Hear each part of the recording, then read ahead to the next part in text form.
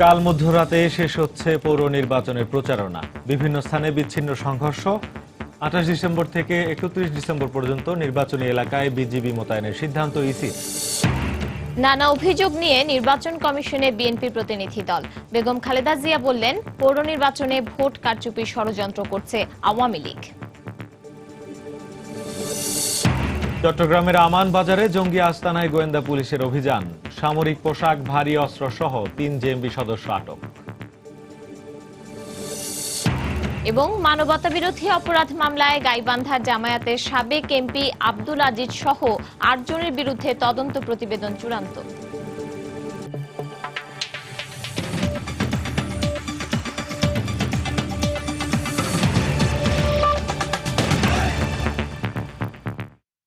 বাংলার সময়ের সঙ্গে আছি আমি শেখ জায়েদ এবং আমি পারমিতা হিম। শুরুতেই পৌর নির্বাচনের খবর।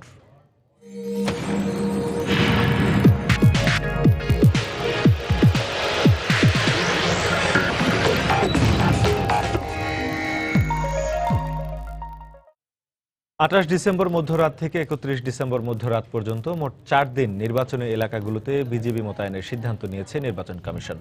এছাড়া আসন্ন পৌর নির্বাচনে ভোটার সংখ্যার অনুপাতে নির্বাচনী এলাকায় বিজিবি মোতায়েন করা হবে বলে জানিয়েছেন নির্বাচন কমিশন সচিব সিরাজুল ইসলাম। দুপুরে কমিশন কার্যালয়ে সময় টিভিকে বিষয়টি জানান তিনি।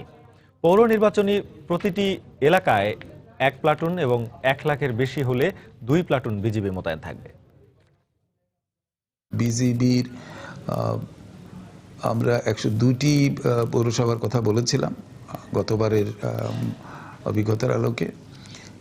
অবশ্য পরবর্তীতে কমিশন সিদ্ধান্ত দিয়েছেন যে প্রতি পৌরসভাতেই বিজিবি নিয়োগ করা হবে।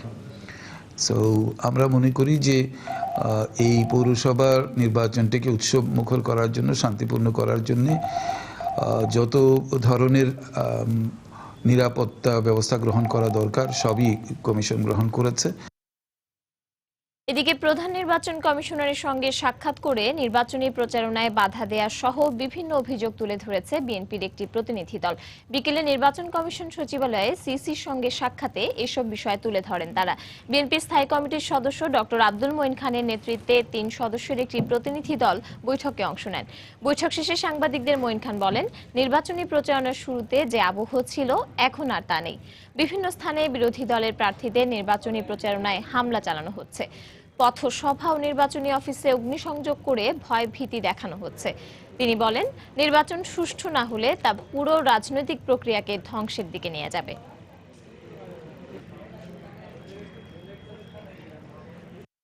গত 1 সপ্তাহে নির্বাচনী আবহ কিন্তু সম্পূর্ণ পরিবর্তিত। আপনারা দেখেছেন গত কয়েকদিনে বিরোধী দলীয় প্রার্থীদের কতজনের উপরে নৃশংস আক্রমণ হয়েছে এবং তার ইন্টেন্সিটি কিভাবে বেড়েছে। আপনারা দেখেছেন আমাদের কত নির্বাচনী অফিস আগুন দিয়ে জ্বালিয়ে দেওয়া হয়েছে এবং কত নির্বাচনী অফিস ভাঙচুর করা হয়েছে। কিভাবে তাদেরকে নির্বাচনী প্রচারণা করতে বাধা দেওয়া হচ্ছে এবং শেষ মুহূর্তে বিষয়গুলি কিন্তু অত্যন্ত গুরুত্বপূর্ণ। পৌর নির্বাচনে আওয়ামী লীগ ভোট কারচুপির ষড়যন্ত্র করছে বলে অভিযোগ করেছেন বিএনপি চেয়ারপারসন বেগম খালেদা জিয়া। দুপুরে হাইকোর্ট অডিটোরিয়ামে বিএফইউজের একাংশের সম্মেলনে তিনি কথা বলেন। এ সময় তিনি বলেন, সরকার ভিন্ন মতের অস্তিত্বে বিশ্বাস করে না বলেই দমন পীড়ন চালাচ্ছে। মানুষ ধানের শেষে ভোট দেওয়ার জন্য বসে আছে। যতই জরিপ করুক, ওই মিথ্যা জরিপ দিয়ে কিছু হবে না। সত্যিকারে নির্বাচন যদি অবাধ, সুষ্ঠু, নিরপেক্ষ হয় তাহলে বিএনপি 80% ভোট পেয়ে, সবচেয়ে বেশি ভোট পেয়ে ধানের শীষ বিজয়ী হবে ইনশাল্লাহ। সাংবাদিকরা নাকি ভোট কেন্দ্রের ভিতরে থাকতে পারবে না শোনা যায়। যদি সেটাই হয় তাহলে লক্ষ্য আরো পরিষ্কার। বুঝতে হবে সাংবাদিকদের থাকতে দেয়া হচ্ছে না তাদের চুরি করার জন্য। সেজন্য অবশ্যই সাংবাদিকদের ভিতরে থাকতে হবে। এই আওয়ামী মার্কা নির্বাচনকে মুখোশ আপনারা আগেই তাদের খুলে দিয়েছেন। হাসিনার অধীনে যে নির্বাচন সুষ্ঠু হতে পারে না, রকিবের নির্বাচন কমিশনের অধীনে যে সুষ্ঠু হতে পারে না, রকিব তার থেকে আরো বড় দালাল বোধ আছে, কমিশনার গুলো আরো কিছু দালাল আছে, এইগুলা যে তাই দালালগুলোর অধীনে যে নির্বাচন হতে পারে না, সেটা প্রমাণ করে দিই। পাকিস্তানি গোয়েন্দা সংস্থার জরিপের ফল দিয়ে জনগণের ভোট পাওয়া যাবে না বলে মন্তব্য করেছেন আওয়ামী লীগের যুগ্ম সাধারণ সম্পাদক মাহবুবুল আলম হানিফ। বিকেলে ধানমন্ডিতে দলীয় সভানেত্রীর কার্যালয়ে নির্বাচন নিয়ে এক ব্রিফিংয়ে তিনি সাংবাদিকদের কাছে এ মন্তব্য করেন। এ সময় তিনি আরো বলেন, বিএনপির নেতাকর্মীরা প্রতিদিন মিথ্যাচার করে বাংলাদেশের নির্বাচন ব্যবস্থাকে বিতর্কিত করার চেষ্টা করছে। বেগম খালেদা উনি বলেছেন ওনার কাছে নাকি তথ্য আছে সুষ্ঠু নির্বাচন হলে শতকরা 80% ভোট উনি পাবেন। কোথা থেকে উনি জরিপের তথ্য পেলেন সেটা দেশবাসীর প্রশ্ন। তবে হ্যাঁ, পাকিস্তানি গোয়েন্দা সংস্থার জরিপের তথ্য ওনার কাছে থাকতে পারে। ওই পাকিস্তানি গোয়েন্দা সংস্থার জরিপের ফল দিয়েই বাংলাদেশে জনগণের ভোট পাওয়া যাবে না। বেগম খালেদা আপনি রাষ্ট্র ক্ষমতায় থাকতে এবং ক্ষমতার বাইরে থাকতেও যে অপকর্ম করেছেন, যে সহিংসতা করেছেন, যে হত্যা সন্ত্রাস নারকীয় তাণ্ডব করেছেন, তার কারণে আপনাকে জনগণ ভোট কখনো দেবে না। আওয়ামী লীগ নেতারা অভিযোগ করেছেন, সুষ্ঠু নির্বাচনের পরিবেশকে নষ্ট করতেই বিতর্কিত কথাবার্তা বলছেন বিএনপি নেতারা। সকালে জাতীয় প্রেস ক্লাবে এক অনুষ্ঠানে এই মন্তব্য করেন তারা। এই সময় নেতারা আন্তর্জাতিক চক্রান্তের মাধ্যমে দেশকে অস্থিতিশীল করতে যে অপচেষ্টা চলছে তা থেকে রক্ষার জন্য আলেম সমাজকে এগিয়ে আসার আহ্বান জানান। সুষ্ঠু নির্বাচনকে বিঘ্নিত করার জন্য, আরো কুলসিত করার জন্য, পরিবেশকে কুলসিত করার জন্য আরো বেশি বেশি বলছে। গয়েশ্বর রায় যেই কথা বলছে, এখন সে এরা মনে করে যে এই কথা বলার পর সবাই দৌড়ে গিয়ে গয়েশ্বর রায় বিতাক, খালেদা জিয়ার বাড়িকে আক্রমণ করুক, মুক্তিযুদ্ধের পক্ষের মানুষ সবাই উত্তেজনা বসত হয়ে এদের উপর আক্রমণ চালাক, এরকম একটা পরিবেশের সৃষ্টি তারা করতে চায়। এই গণহত্যা নিয়েও যেমনি ভাবে পাকিস্তান কথা বলেছে, সেই গণহত্যা তারা অস্বীকার যাচ্ছে, তেমনি ভাবে আজকে বাংলাদেশে আমাদের বেগম খালেদা জিয়া বলেন এবং তার সাঙ্গপাঙ্গরা আজকে এই গণহত্যা নিয়ে আজকে প্রশ্ন করছে। এই একই সুরে আন্তর্জাতিক ষড়যন্ত্রকারীদের দোষর হিসেবে বেগম খালেদা জিয়া এবং জামাত তাদের দোষর হিসেবে আবার মাঠে নেমেছে এবং তাদের সমর্থনে এই বাংলাদেশে এই আন্তর্জাতিক গোষ্ঠী আজকে এই জঙ্গি তৎপরতা, সন্ত্রাসী তৎপরতা চালাচ্ছে। আজকেও ইসলামের কথা বলে ভুয়াবাজি করা হচ্ছে এবং বিশৃঙ্খলা সৃষ্টির অপচেষ্টা চালানো হচ্ছে। আর ৭১ গণহত্যা হয়নি, এটিকে প্রতিষ্ঠিত করার জন্য, পাকিস্তানের বক্তব্যকে প্রতিষ্ঠিত করার জন্য বেগম খালেদা জিয়াও আজকে প্রশ্ন তুলেছেন, আসলে ৭১ সালে ৩০ লক্ষ মানুষ শহীদ হয়। ময়মনসিংহে ত্রিশাল পৌরসভা নির্বাচনে আওয়ামী লীগের মেয়র প্রার্থী জুয়েল সরকার এবং স্বতন্ত্র মেয়র প্রার্থী আনিসুজ্জামান আনিসের সমর্থকদের মধ্যে সংঘর্ষ, ধাওয়া পাল্টা ধাওয়া হয়েছে। এতে ৩ জন আহত হয়েছেন। পুলিশ জানায়, দুপুরে ত্রিশাল পৌরসভার ৭ নম্বর ওয়ার্ডে প্রচারণা চালানোর সময় আনিসুজ্জামানের সমর্থকদের উপর হামলা চালায় প্রতিপক্ষের লোকজন। এতে দুপক্ষের মধ্যে ধাওয়া পাল্টা ধাওয়া ও সংঘর্ষ হয়। এতে অন্তত ৩ জন আহত হন। এ সময় আকরাম হোসেন নামের একজনকে গুরুতর অবস্থায় ময়মনসিংহে মেডিকেল কলেজ হাসপাতালে ভর্তি করা হয়। পরে তার অবস্থার অবনতি হলে ঢাকায় পাঠানো হয়। এদিকে হামলার ঘটনায় 4 জনকে আটক করেছে পুলিশ।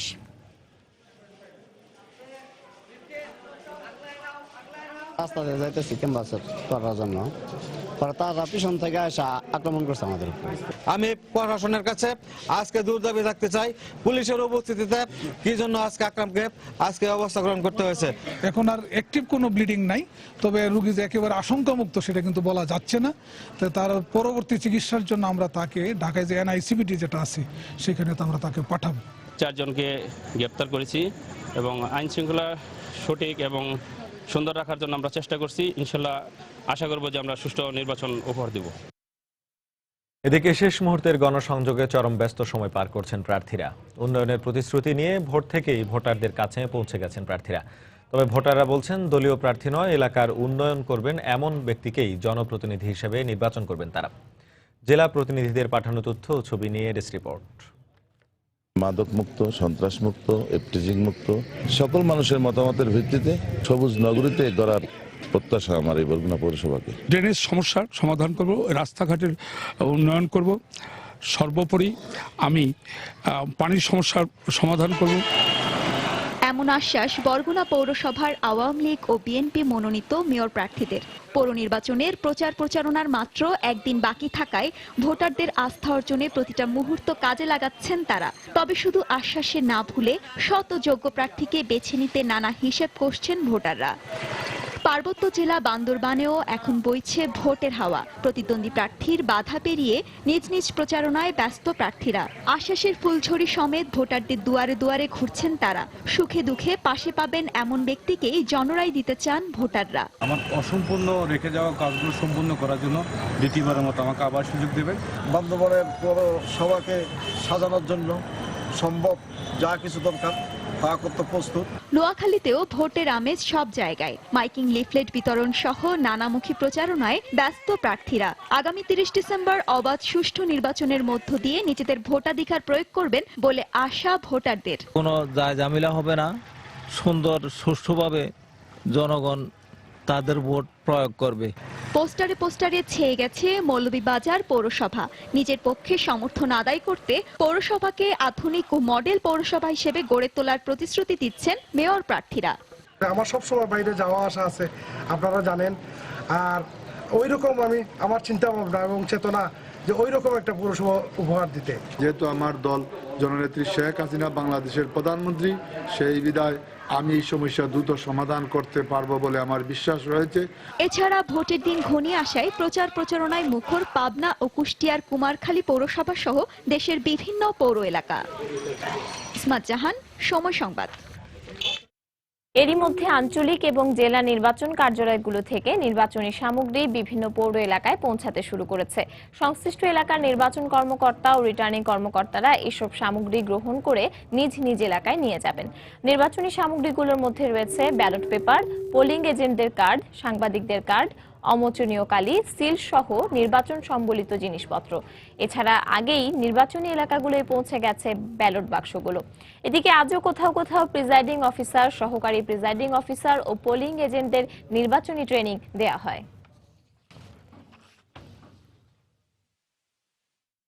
দেশের বিভিন্ন পৌরসভায় নির্বাচনী প্রচারণায় বাধা দেয়া ও হামলার অভিযোগ তুলে সংবাদ সম্মেলন করেছেন মেয়র প্রার্থীরা। দুপুরে চট্টগ্রাম প্রেস ক্লাবে সংবাদ সম্মেলন করেন বিএনপির বিভাগীয় নির্বাচনী মনিটরিং সেলের আহ্বায়ক মিন নাসির। এ সময় চট্টগ্রামের 10টি পৌরসভায় বিএনপির প্রার্থীরা স্বাধীনভাবে নির্বাচনী প্রচারণা চালাতে পারছেন না বলে অভিযোগ করা হয়। এদিকে শরীয়তপুরের নড়িয়া পৌরসভায় সংবাদ সম্মেলন করে আওয়ামী লীগ মনোনীত মেয়র প্রার্থী হায়দার আলী তার বাড়িতে হামলা করা হয়েছে বলে অভিযোগ করেন। এছাড়া খাগড়াছড়ি সহ দেশের বিভিন্ন পৌরসভায় আওয়ামী লীগ মনোনীত প্রার্থীদের বিরুদ্ধে প্রচারণায় বাধা দেওয়ার অভিযোগ করা হলেও তা অস্বীকার করেছেন অভিযুক্ত প্রার্থীরা।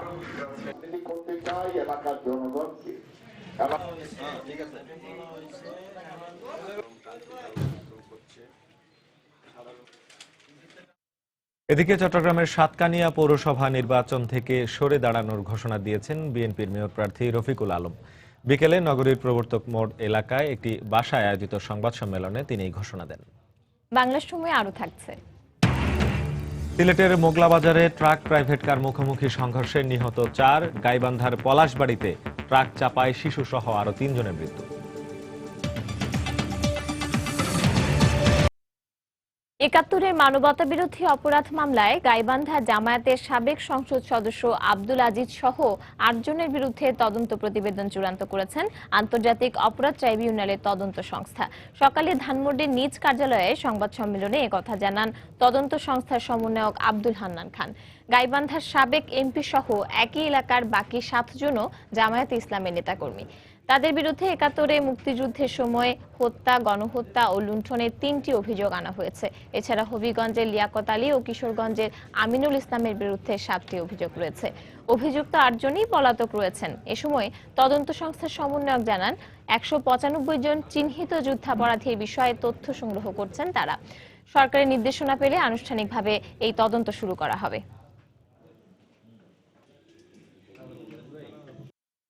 প্রিন্সিপাল পারপেট্রেটর যারা, তাদেরকে এটা টোকেনীয় হোক বা ডেকে আনাই কাঠগড়ে তুলে আনাই করা হোক, যেভাবেই হোক এই বিচারটা তো আমি মনে করি হওয়া উচিত। আনুষ্ঠানিকভাবে আমরা এখনো কোনো মামলা শুরু করি নাই। আর এখানে আমরা একটা সরকারের দিক নির্দেশনা অবশ্যই দরকার। চট্টগ্রামের জঙ্গি সংগঠন জেএমবির আঞ্চলিক কমান্ডার ফারদিনের আস্তানা থেকে অত্যাধুনিক স্নাইপার রাইফেল, 190 রাউন্ড গুলি এবং বিপুল পরিমাণ বোমা তৈরির উপকরণ উদ্ধার করেছে গোয়েন্দা পুলিশ। ভোরে বিশেষ অভিযান চালিয়ে ওই আস্তানা থেকে জেএমবির 3 সদস্যকে আটক করা হলেও ফারদিনকে পাওয়া যায়নি। বড় ধরনের নাশকতা চালাতে সেনানিবাসের পাশে এই আস্তানা গড়ে তোলা হয়েছিল বলে ধারণা পুলিশের। শাখাউত টিপুর ক্যামেরায় আরো জানাচ্ছেন কমল দে। জেএমবির এই গোপন আস্তানায় আমেরিকার তৈরি অত্যাধুনিক MK-11 স্নাইপার রাইফেল দেখে বিস্মিত শীর্ষ পুলিশ কর্মকর্তারা। তাদের দাবি, বাংলাদেশে এই ধরনের ভারী অস্ত্র এই প্রথম উদ্ধার হলো, তাও আবার জঙ্গি সংগঠন জেএমবির আস্তানা থেকে। শনিবার মধ্যরাতে গোয়েন্দা পুলিশ প্রথমে জেএমবির সদস্য ফয়সালকে আটক করে। পরবর্তীতে তার স্বীকারোক্তি অনুযায়ী হাটাজারি আমান বাজার এলাকায় সন্ধান মেলে এই আস্তানার, আর সেখান থেকে আটক করা হয় রাসেল এবং নয়ন নামে আরো দুজনকে। 3 জনকে আটক করেছি। ওদের দেওয়া তথ্য মতে আমরা এখানে এসেছি। এটা ওদের যে কমান্ডার ছিল তার বাসা। এখান থেকে আমরা অত্যাধুনিক MK-11 রাইফেল এবং বিপুল পরিমাণ গুলি, গোলা বারুদ, এরপর হচ্ছে যে ডেটোনেটর যেগুলো আছে, এক্সপ্লোসিভ, এগুলো আমরা রিকভার করেছি। বোমা তৈরির সরঞ্জাম, তারপরে যে অত্যাধুনিক অস্ত্র, গোলা বারুদ সহ এগুলো পাওয়া গেছে। তো এটা তো জেএমবির তাদের যে নাশকতামূলক কর্মকাণ্ডের পরিকল্পনা, এটারই একটা অংশ। কমান্ডার পলাতক ছিল, সেই এইখানে অবস্থান করতো আর কি। জঙ্গি আস্তানায় অস্ত্র, গুলি এবং বোমা তৈরি উপকরণের পাশাপাশি পাওয়া যায় বেশ কিছু সামরিক পোশাক। বড় ধরনের নাশকতা ঘটাতে এগুলো মজুত করা হয়েছিল বলে ধারণা পুলিশের। তারা নাশকতার উদ্দেশ্যেই তো এগুলি জড়ো করেছিল এখানে, এবং মনে হয় হয়তো খুব তাড়াতাড়ি তারা কোনো এই ধরনের কোনো ঘটনা ঘটাতে যাচ্ছিল বলেই আমাদের মনে হচ্ছে। বাড়ির মালিক জানায়, গত 6 মাস আগে পরিচয় গোপন করে জেএমবির চট্টগ্রাম আঞ্চলিক কমান্ডার ফারদিন এই বাসাটি ভাড়া নিয়েছিল। আমরা এখানে এতগুলি মানুষের মধ্যে কেউ যদি একটুখানি আমরা টের পাই না, দেখি এই ফোলাটা এইরকম, যেখানে যদি সিঙ্গেল হইতো তাহলে বা আমি বুঝতে পারতাম বা সিঙ্গেল মানুষ এটার ভিতরে যান, কারণ ওর ওয়াইফ আছে, বাচ্চা আছে। এর আগে গত 5 এবং 6 অক্টোবর নগরের কর্ণফুলী ও বাইজিত এলাকায় এ ধরনের 2টি জঙ্গি আস্তানার সন্ধান পেয়েছিল পুলিশ। পরে পুলিশের উপর গ্রেনেড হামলা চালাতে গিয়ে জাবেদ নামে এক জঙ্গি সদস্য নিহত হয়েছিল। চট্টগ্রামের আমানবাজার থেকে কমল দে, সময় সংবাদ। এদিকে অন্য কেউ যেন কোনো সরকারি বাহিনীর পোশাক ব্যবহার করতে না পারে, সেজন্য কঠোর আইন করা প্রয়োজন বলে মত চট্টগ্রামের পুলিশ কমিশনার আব্দুল জলিল মণ্ডলের। জঙ্গি আস্তানা থেকে সামরিক পোশাক সহ 3 জেএমবি সদস্যকে আটকের পর সংবাদ সম্মেলনে তিনি বক্তব্য রাখেন। এইটা কমপ্লিটলি ব্যান্ড হওয়া উচিত। আইন শৃঙ্খলা রক্ষাকারী বাহিনীর পোশাক, সেনাবাহিনীর পোশাক কখনোই বাইরে কারোই ব্যবহার করা উচিত না। ইতিমধ্যে জিজ্ঞাসাবাদ করে যতটুকু জানা গেছে, যার তারা ওই 2 ঘটনা, সদরঘাটের ঘটনা এবং কোয়াজনগরের যে ঘটনার সাথে এই গ্রুপের মিল আছে এবং তারা রিলেশন আছে। আশা করছি যে এদের কাছ থেকে পাওয়া তথ্য মতে আমরা আরো কিছু মিলিটেন্টকে আমরা গ্রেপ্তার করতে সক্ষম হব। মিলিটেন্টসকে কখনোই আমরা এদেশের মানুষ অ্যাকসেপ্ট করে না, এবং আমাদের আইন শৃঙ্খলা রক্ষাকারী বাহিনীর পক্ষ থেকে আমরা এর বিরুদ্ধে আমাদের স্পষ্ট যুদ্ধ ঘোষণা। বাংলার সময় আরো থাকছে। 10 লাখ বিদেশি পর্যটক আকর্ষণের পরিকল্পনা নিয়ে পর্যটন বর্ষ 2016 উদযাপনের আয়োজন চলছে কক্সবাজারে। থাকছে মেগা বিচ, কার্নিভাল সহ নানা চমক। জামিনে মুক্ত হয়ে রাজশাহী অঞ্চলে আবারও নাশকতার চেষ্টা চালাচ্ছে জঙ্গি সংগঠন জামায়াতুল মুজাহিদিন বাংলাদেশ জেএমবি। এতে আতঙ্কিত হয়ে পড়েছে গ্রামবাসী ও তাদের নির্যাতনের শিকার অনেকেই। রাষ্ট্রপক্ষের কৌশলী বলছেন, সুনির্দিষ্ট তথ্য প্রমাণ না থাকায় জেএমবি সদস্যরা সহজে জামিনে বের হয়ে যাচ্ছে। তবে পুলিশের দাবি, এই সদস্যদের প্রতি তাদের বাড়তি নজরদারি রয়েছে। হাবিবুর রহমান পাপ্পুর তোলা ছবিতে বিস্তারিত জানাচ্ছেন সাইফুর রহমান রকি। সর্বহারা দমনের নামে 2004 সালে জেএমবি রাজশাহীর বাগমারা, নওগাঁ রানীনগর ও আত্রায়ে প্রকাশ্য দিবালোকে হত্যা করে প্রায় অর্ধশত নির্দোষ মানুষকে। 2007 সালে জেএমবির শীর্ষ নেতাদের অনেকের ফাঁসি ও যাবজ্জীবন কারাদণ্ড হলেও জামিনে মুক্ত আছেন অনেকেই। পুনরায় তারা সংগঠিত হয়ে বড় ধরনের নাশকতার চেষ্টা চালাচ্ছে বলে আশঙ্কা এলাকাবাসীর। সবশেষ গেল শুক্রবার বাগমারার আহমদিয়া মসজিদে আত্মঘাতী বোমা হামলা এরই শামিল বলে ধারণা তাদের। এরা বোমা বাস করা মানে তার একটা ইঙ্গিত এখানে যে আবার হ্যাঁ জিএমবি মাথা ছাড়া দিয়ে উঠছে। অনেক জিএমবি ছাড়া পাইছে, তেনারা তো এখন বের হয়ে এগুলো কাজ করতেছেন হয়তো বা। ভবিষ্যতে যাতে এটা হতে না পারে আমরা সরকারের কাছে দৃষ্টি আকর্ষণ করি। তবে বিষয়টি নিয়ে ভিন্নমত পোষণ করে জামিনে থাকা জেএমবি সদস্যদের উপর নিয়মিত নজরদারি রাখা হচ্ছে বলে দাবি পুলিশের ঊর্ধ্বতন কর্মকর্তার। নির্দিষ্ট সময় পর পর তাদেরকে ডাকা হয়। সরকারের পক্ষ থেকে তদারকি আছে বলেই তো আমরা তথ্যগুলো জানি যে তারা জামিন পেয়ে সেখানে তাদের স্বাভাবিক জীবনযাপন প্রমাণ দিয়েছে, তারা নির্দোষ, এটার সাথে জড়িত নয়। আর রাষ্ট্রপক্ষের আইনজীবী বলছেন আইনের ফাঁকফোকর দিয়ে জেএমবি সদস্যরা জামিনে মুক্তি পেয়ে যাচ্ছেন।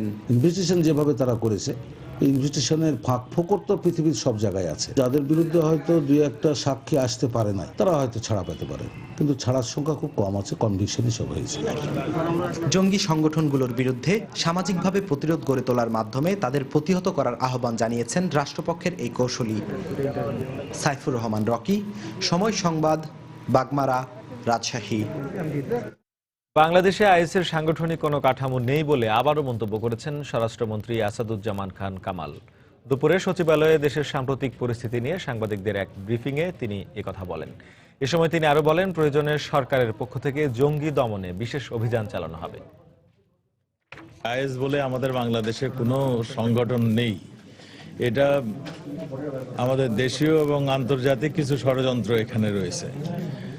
আপনার যখনই এই ধরনের একটা ঘটনা ঘটে, কন্ট্রাক্ট কিলিং কিংবা এই ধরনের উদ্দেশ্যমূলক একটা ঘটনা ঘটে, তখনই আইএস একটা তাদের ওয়েবসাইট, সেই সাইট থেকে, যেটা নাকি পরিচালনা করে একজন বাগদাদে বংশোদ্ভূত মানে ইহুদি মহিলা, তিনি আইএস সাইট থেকে প্রচার করেন যে এখানে একটা কর্মকাণ্ড হয়েছে। তা আমরা স্পষ্ট করে সবসময় বলছি যে আইএসের এখানে সাংগঠনিক কোনো কাঠামো এখানে নেই। সিলেট ও গাইবান্ধায় সড়ক দুর্ঘটনায় এক শিশু সহ 7 জন নিহত হয়েছেন, আহত হয়েছেন আরো 2 জন। পুলিশ জানায়, গতরাতে সিলেট ফেঞ্চুগঞ্জ সড়কের হাজীগঞ্জ এলাকায় সিলেটগামী একটি প্রাইভেট কারের সঙ্গে বিপরীতমুখী একটি ট্রাকের সংঘর্ষ হয়। এতে ঘটনাস্থলেই 2 জন নিহত হন। পরে আহতদের উদ্ধার করে সিলেট ওসমানী হাসপাতালে নেয়ার পথে আরো 2 জনের মৃত্যু হয়।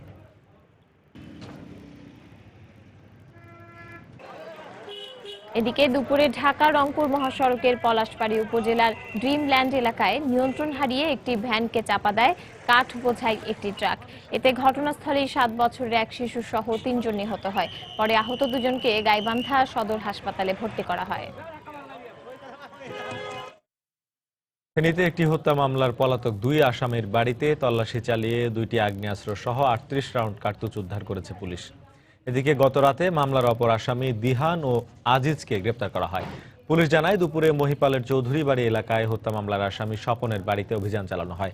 এ সময় বাড়ির আলমারি থেকে একটি শটগান ও 23 রাউন্ড গুলি উদ্ধার করেন তারা। পরে মামলার অপর আসামি মিঠু চৌধুরীর বাসায় লকার থেকে একটি 1 নলা বন্দুক সহ 15 রাউন্ড কার্তুজ উদ্ধার করা হয়। গত বৃহস্পতিবার রাতে জমি সংক্রান্ত বিরোধের জের ধরে প্রতিপক্ষের গুলিতে নিহত হন 3 জন।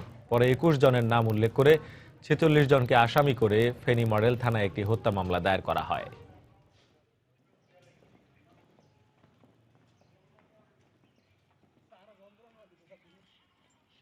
আজকে যে গুলিগুলো আমরা স্বপন চৌধুরী বাড়ি এবং মিঠু চৌধুরী বাড়ি থেকে রিকভারি করি, সেই গুলির সাথে আর ঘটনার পরপর ঘটনাস্থল থেকে যে গুলির খোসাগুলো আমরা রিকভারি করি, সেটার সাথে অনেকটা সাদৃশ্য আছে বলে প্রাথমিকভাবে প্রতিমান হইতেছে।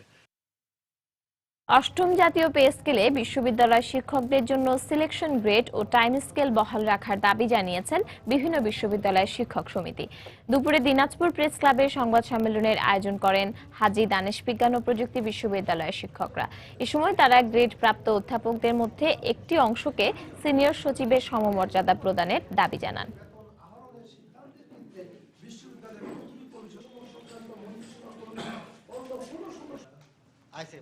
দুপুরে একই দাবিতে সংবাদ সম্মেলন করেছেন পাবনা বিজ্ঞান ও প্রযুক্তি বিশ্ববিদ্যালয়ের শিক্ষকরা।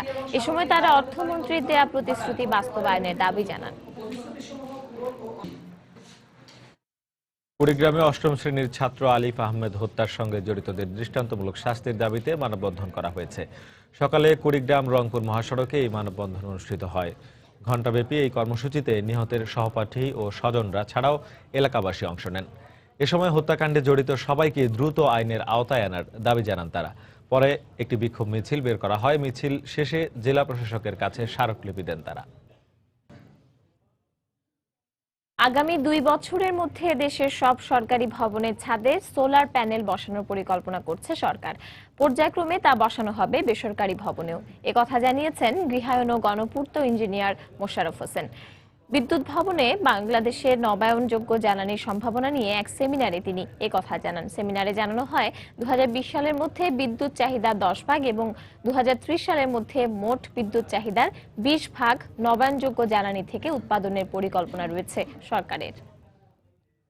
আমি মনে করি যে আজকে এই কর্মশালার ভিতরে আমরা একটা ব্যাপারে সিদ্ধান্ত নিতে পারলাম যে সরকারি ভবনগুলোকে আমরা আগে 2 বছরের মধ্যে করি এবং ধীরে ধীরে প্রত্যেকটা ভবনের উপরে ছাদে আমরা এই সোলার প্যানেল দিয়ে আমরা নিয়ে যাব সারা বাংলাদেশ।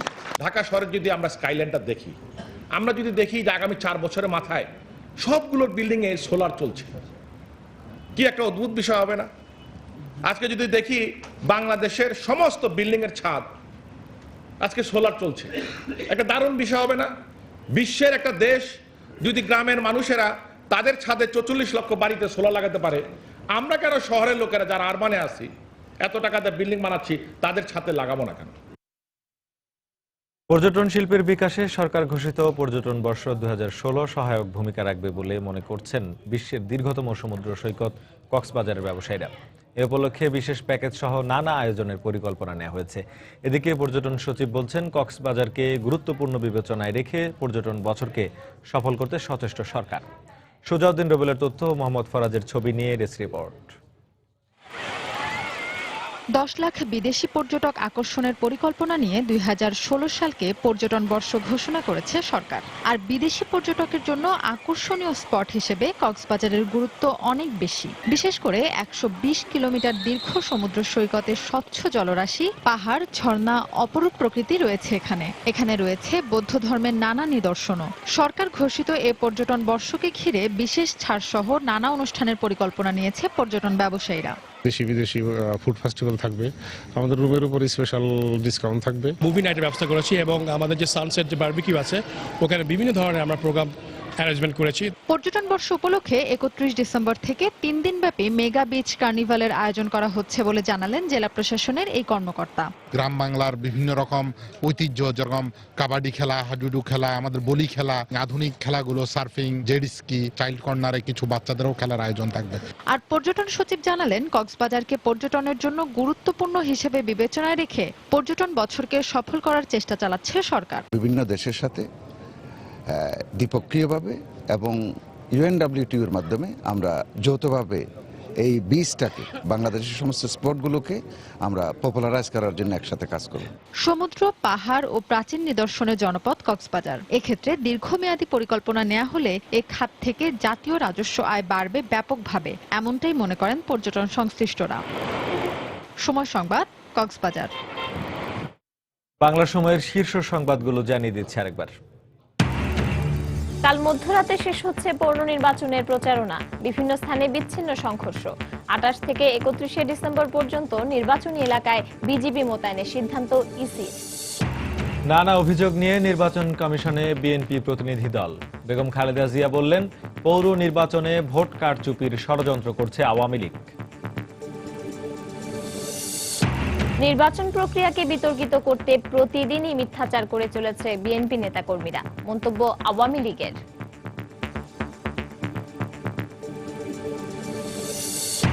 চট্টগ্রামের আমান বাজারে জঙ্গি আস্তানায় গোয়েন্দা পুলিশের অভিযান। সামরিক পোশাক, ভারী অস্ত্র সহ 3 জেএমবি সদস্য আটক।